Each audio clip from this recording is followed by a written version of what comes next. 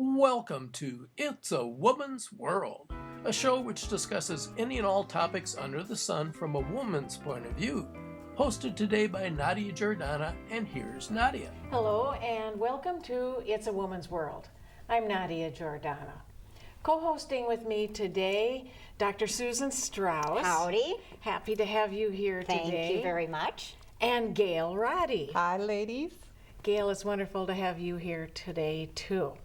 And we have two great guests, Liz De La Torre, and we'll be talking with you about your work at the Women's Consortium, as I understand. Correct. And Bonnie Watkins. Hey. And you have a couple of projects we're going to be talking with you about, too. Yep, always got projects. So let's get started. And Liz, tell us a little bit about what you do with the Women's Consortium. Thank you so much for having me. I just joined, I'm a board member at the Minnesota Women's Consortium, and I'm currently the vice chair of the board.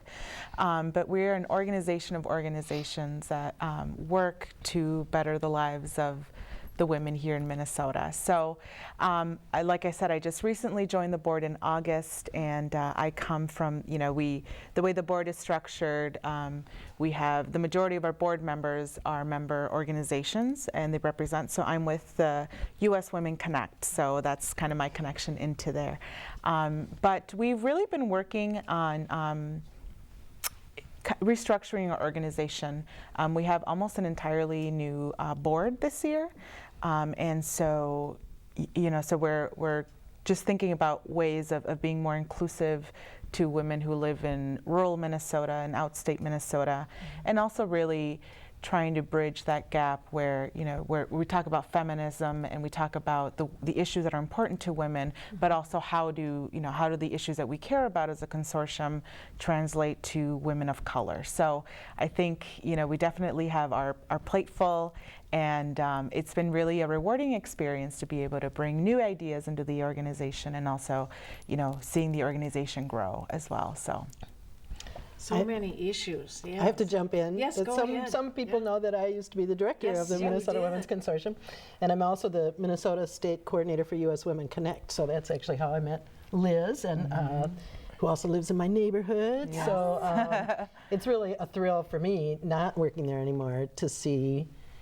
I don't want to just say a new generation, because I always want the previous generation to hang on there too, but really some new voices and new faces. And you should talk about the new executive director there. Who is Yes, so took them way too long to hire her, so I'm so So we had an interim director for quite some time, but they decided it was kind of time to really bring a new executive director in, and someone that I think was really going to lead the charge of bringing our organization into the current state that we're in. And so we actually just hired Cabo Yang, and she comes from the nonprofit sector. She's Hmong, so I think that makes her our first woman of color to head up our organization. Wonderful. And she just brings a wealth of expertise. She's very connected within the area, and she's just wonderful, and really understands where we've been as a consortium, where we want to go in the future, and really how do we fine-tune the lens that we see the issues that we want to work on through that gender equity lens, and how do we as women bring our mission forward. So I think it's been wonderful having her, and she's so she started in October, and so we're still kind of figuring out where everything is, but I think I'm really excited about the work, and I think it's a very critical time for the Minnesota Women's Consortium, and I'm absolutely thrilled that we were able to get someone like Cabo. So Terrific. And what is it? I belong to, as an individual, so I just would like anyone who's listening to also know you don't have to work for an organization to belong. So I get your newsletter, and I like trying to keep track of everything, because I'm committed to what you all do. But maybe you could just expand, what is the mission of the consortium, and what are some of the tactics that you've used to support women, and what do you see that you're going to be doing in 2016 and forward? So the mission of the Minnesota Women's, so we're the there's really no organization like it in the country. But we started as an organization of organizations, and the member groups. You get a membership done, just like the show. The show is a member organization, and we work to support women and support the issues that are important to women across the state.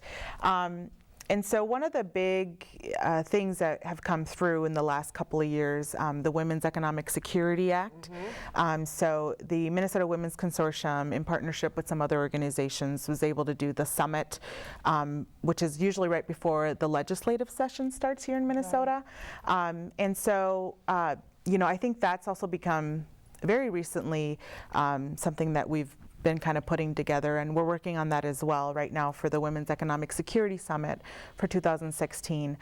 They're still looking, as an organization, we're still looking for organizations to help us kind of with the planning and some of the presentations as well. But I mean, if you really look at it, it's an organization of organizations, and I think that's where we get our input, right? That's those issues. So we have some wonderful organizations that are part of us. The consortium, such as the Minnesota Coalition for Battered Women, Gender Justice, the Minnesota Women's Press.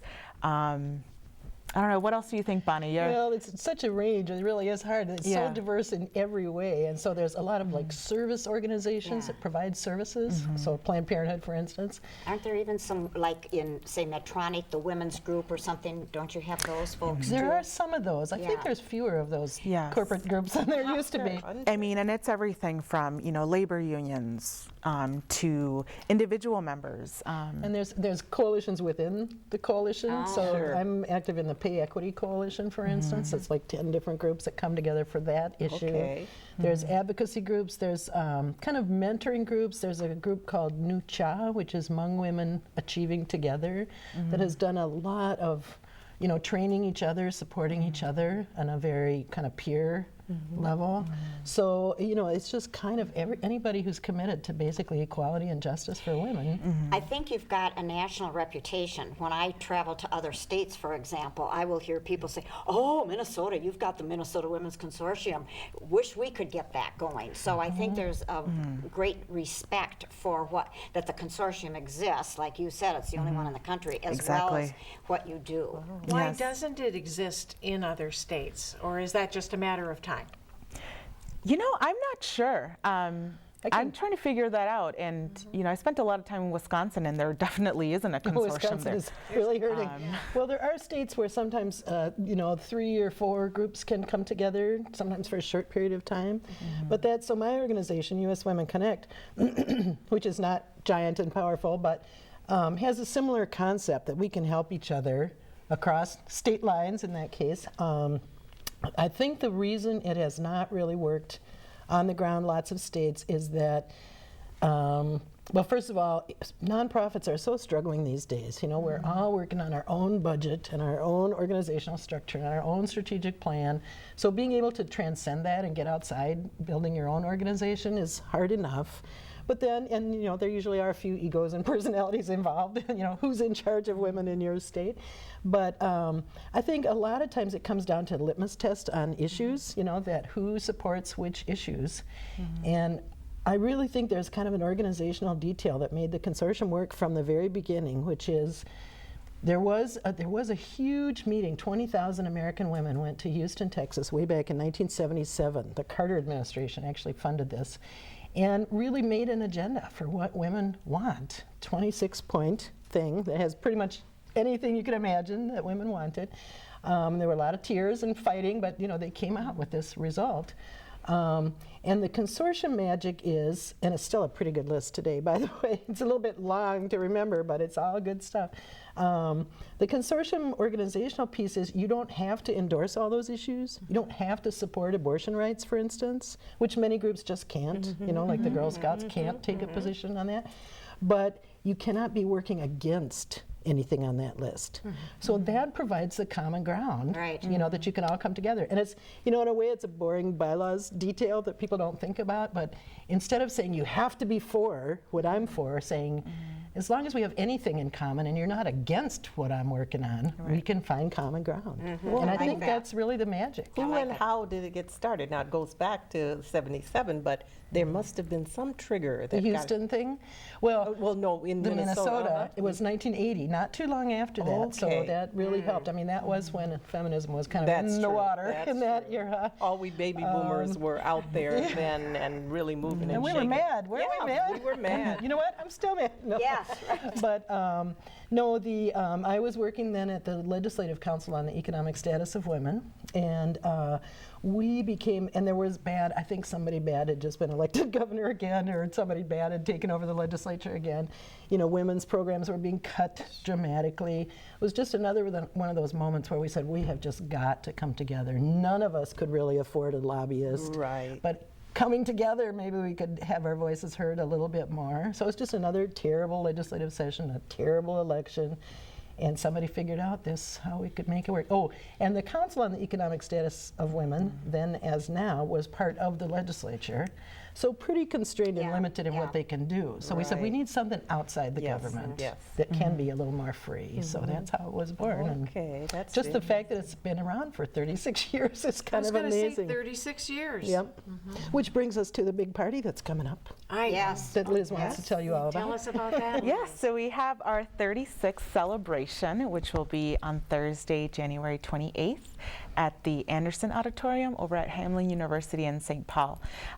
But we have a theme this year of Wonder Women of Our Times. We're going to be honoring some women there, as well as an organization as well. So, you know, it's going to be a really exciting time. So we're hoping that we can get as many people there and and come check out our organization, come meet our new executive director, and really learn more about And our new board members. our new board members. Yes, and we're really just kind of looking to revitalize the organization a little bit. And It should be an exciting program, and it's a whole evening of program. There's a dinner too, isn't there? Yep, there's dinner included, but you have like the pre-reception and then programming, and then we'll be doing our awards, and then we're also kind of working to tie down some entertainment or an MC, and so and these are all things that we try to as an organization also include women of color. So we're working on a MC. We're hoping that she'll be able to do it, but she's phenomenal local. I heard a rumor about it. So we don't know yet. We who don't that know is. yet. Okay. Correct. So we're Stay still working. tuned. Stay tuned. Correct. So Is the thing to do to go to the website to get all the info and stuff? mnwomen.org. Yes. So I think I got an email on it. yeah. So we sent out our letters, and we're still undergoing the planning for celebration, but we're very excited. Sounds exciting. Yeah, That'll be it the really announcement is. of the exciting entertainment and stuff will be on the website, I assume. Yes, We yes. hope pretty So soon, so. exactly. So yeah, but I just want to mention another consortium event that I can't remember what month it is, July, the Trivial Pursuit. yes. It's not called Trivial Pursuit, it's something else. But it's a whole different setting. It's coming up in July? I presume they'll do it again this year. I did it this last year and it was really fun. But it's a whole different deal. This is the, yell out questions and you get extra beer if you get the right answer, and people wear funny hats, and That's it's in a Trivial bar. Pursuit, I think. Well, I think there's a copyright issue. You don't use that name. But Trivial something or other. But to me, especially, this is a little bit more, traditional, lovely dinner and beautiful setting and stuff.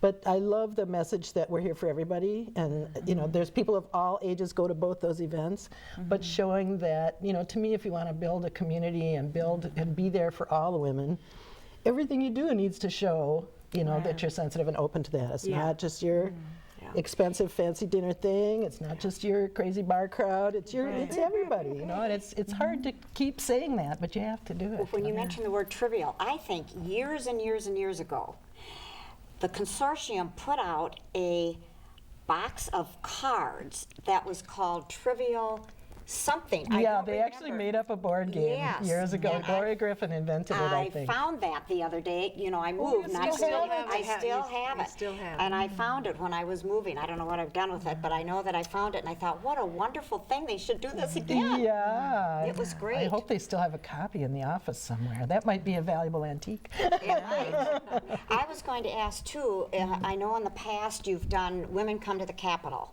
and I think it's February. Is that when you've done it? There's a lobby. Are you talking like there's a lobby day? I haven't done it for a while with that name. This Okay. Women's Economic Security Summit has been somewhat like that.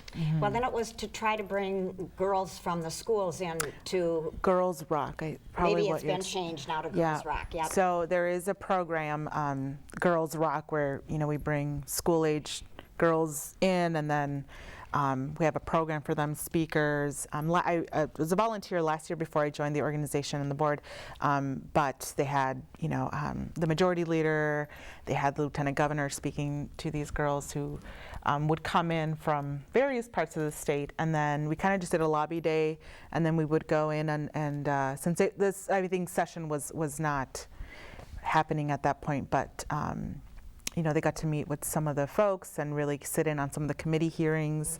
What age? Does that include middle school, or was it just? I think it's mostly high school. Okay.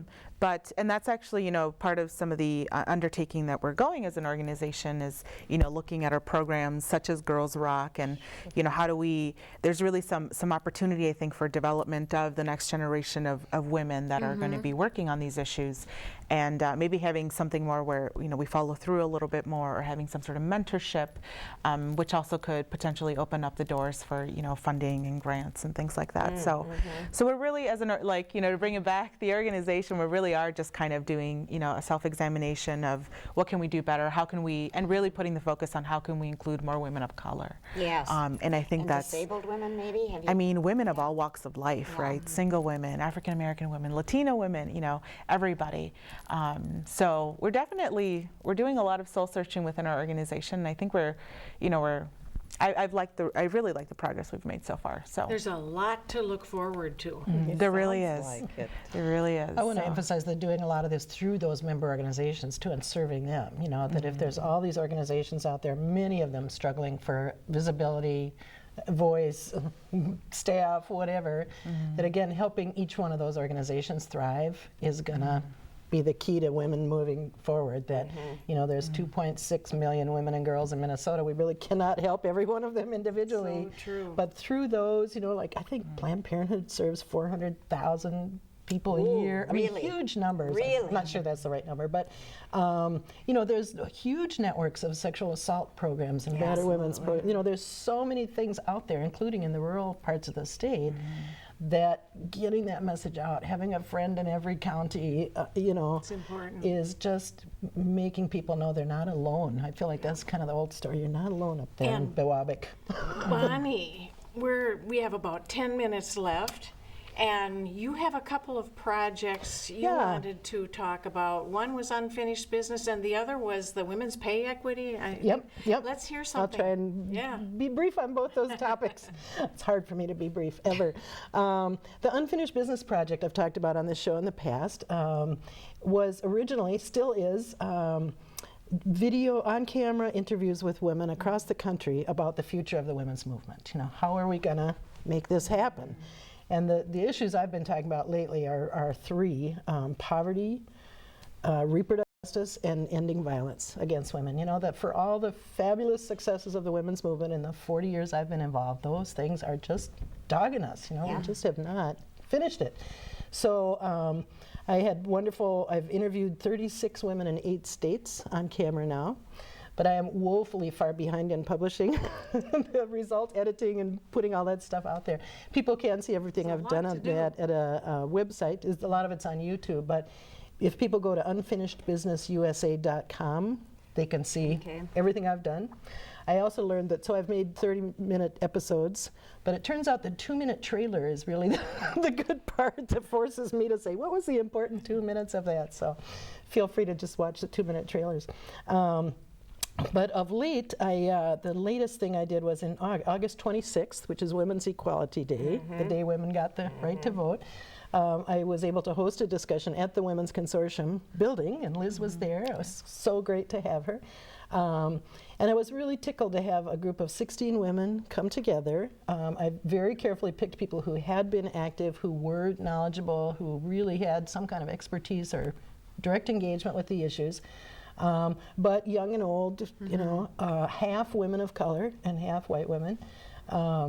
and talked about just a couple of issues. One was, what are the strategies we need now? Let's not redefine the issues. Let's say, how are we going to make it happen?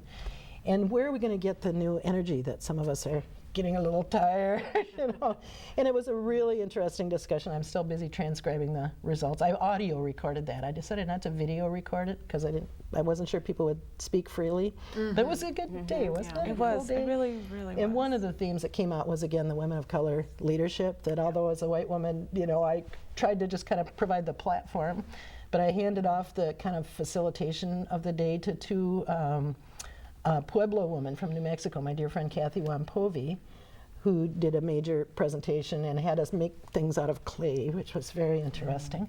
And Bo Tao, who is a Hmong woman, a Minnesota Hmong woman, who has just done a whole lot of work around planning and organizational development. So those two really led most of the discussion, and people like Liz are, like writing all over their big sheets of newsprint that I'm still transcribing. I think I recognize your handwriting. But it was just a great discussion, and they're really reaffirming for me that there are, first of all, I was so worried that women just don't want to use the word feminist anymore. And you know what? I don't care anymore. I don't want to argue about the word. But most of these people, including the young women I'm talking to, are going, heck yes, I'm a feminist. I just, why not step up to the plate on that one? So that's encouraging to me. A quick question. Sure. You've talked about publishing the results of this, because you're really doing sort of an ethnographic, qualitative kind of research. Where do you think you might publish it? I suppose. Well, most likely on that blog, Unfinished Business USA. Okay. If I figure out how to do this in visual form, I will again air it on cable television. What about any written publication? Well, I could. It's so much easier to just do it online anymore. But it seems like you're getting good information that maybe would reach additional folks if you I publish. guess I figure first I'll produce all the stuff, and then later I'll figure out how to market it and get it out there. But it is gratifying. So many people say, we really need this. We need this conversation. We need to find out what people think. We need to, again, find those commonalities. And as I say, there's friction, there's issues, but it's just so wonderful to see that people do still have that sense. I think women particularly just have that sense of, we have that gut level commonality that you don't have to scratch very deep to find it again and get past some of the other stuff. So that's really fun, and I'm hoping to get back to it now. The other project is one that took me away from all that for a while, was helping rewrite a report that's called Pay Equity, the Minnesota Experience. That will be published, I think, within a couple weeks by the Legislative Office on the Economic Status of Women, which is another place I used to work. But my good friend Barbara Batiste, who's been on the show, is the director there now and oversaw the whole project.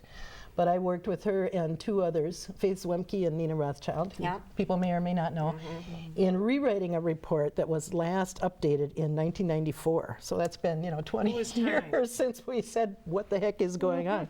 Because it's another area where Minnesota is unique, that we have two laws on the books in Minnesota, and they've been on the books since the 1980s, that require every unit of government, state government, and every city, county, and school district to do a study and identify whether there's a pattern of paying women less, and if they do find that pattern, fix the pattern, which is kind of amazing. Those laws have been on the books for all these years.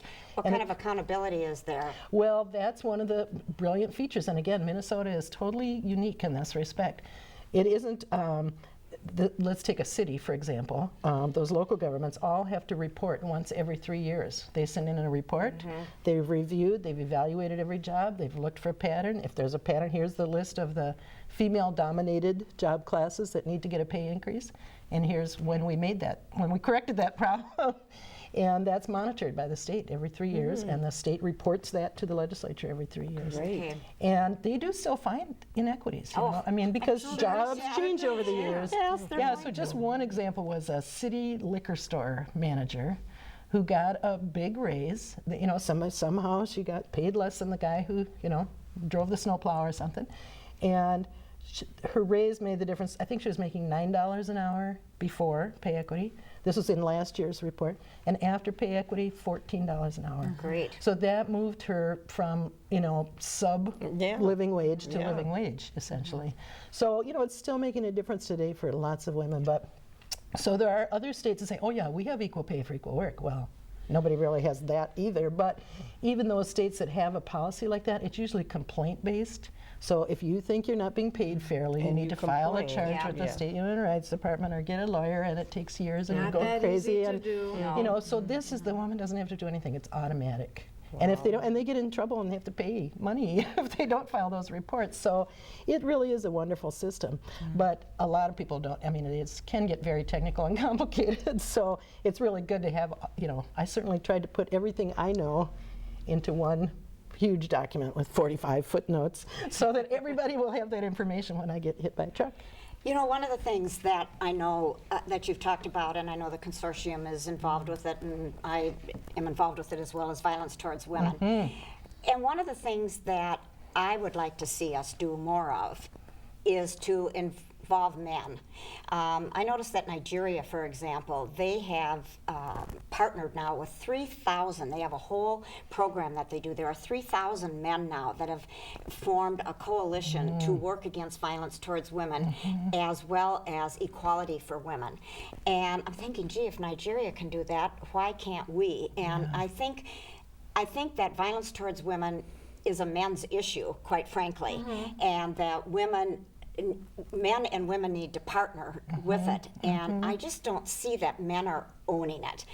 And you know, we see all of this business now with, it's people who practice the religion of Islam that are all these terrorists, but you know, we see Christians that are terrorists, but what we really see, and I just attended a documentary with Gender Justice on it, is talking about masculinities.